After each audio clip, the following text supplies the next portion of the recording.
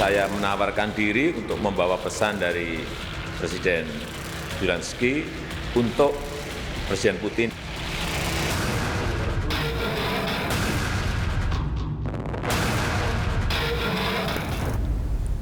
Presiden Joko Widodo menjalankan misi damai ke Rusia dan Ukraina. Tujuan utamanya membuka ruang dialog untuk segera menghentikan perang. Apa saja buah tangan yang dibawa Presiden dari lawatannya? Lengkapnya dalam ulasan Istana bersama saya, Friska Clarissa.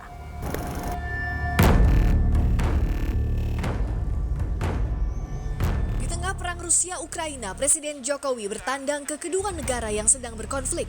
Usai menghadiri G7 di Jerman, Presiden bertolak ke Ukraina melalui Polandia 12 jam menggunakan kereta api.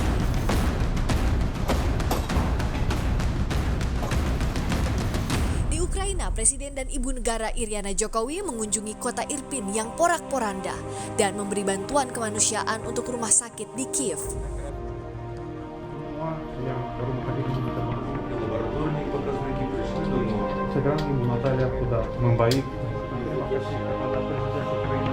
Ini tadi saya sama Bapak Jokowi sedikit membantu untuk rumah sakit yang korban dari peperangan.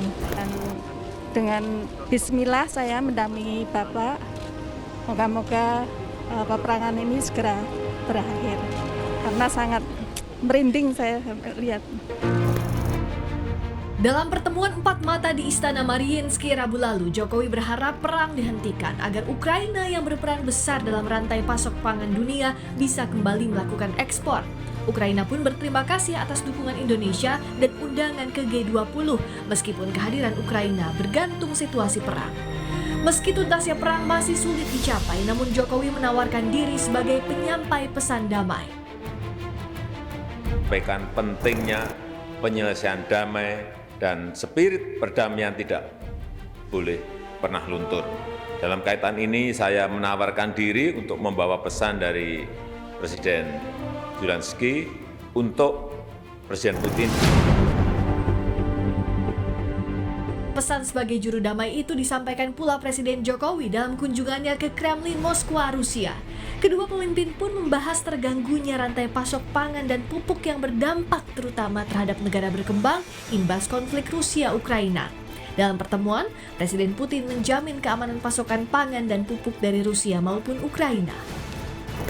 Saya telah menyampaikan pesan Presiden Zelensky untuk Presiden Putin dan saya sampaikan kesiapan saya untuk menjadi jembatan komunikasi antara kedua pemimpin tersebut. Saya sangat menghargai Presiden Putin yang tadi menyampaikan bahwa memberikan jaminan keamanan untuk pasokan pangan dan pupuk baik dari Rusia maupun dari Ukraina. Ini sebuah berita yang baik.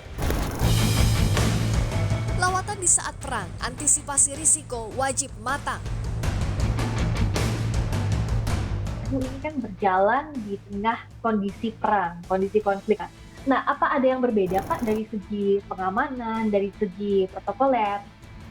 Kesiapan protokoleran sangat terbatas dan mungkin berbeda dari negara-negara yang umumnya damai.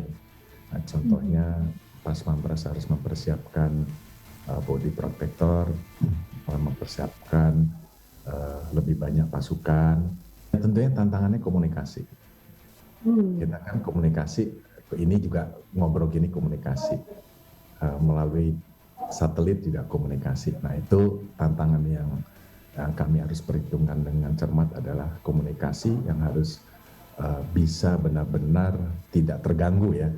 Tidak terganggu ke titik-titik tertentu yang tentunya kami sudah siapkan ke titik-titik tertentu di negara lain yang kami sudah stay untuk berkomunikasi tanpa putus. Jalan damai Rusia-Ukraina tampak terjal, namun Indonesia sebagai pemegang presidensi G20 punya daya tawar coba buka ruang dialog. Pun menerapkan politik luar negeri bebas aktif, tidak berpihak namun turut menciptakan ketertiban dan perdamaian dunia.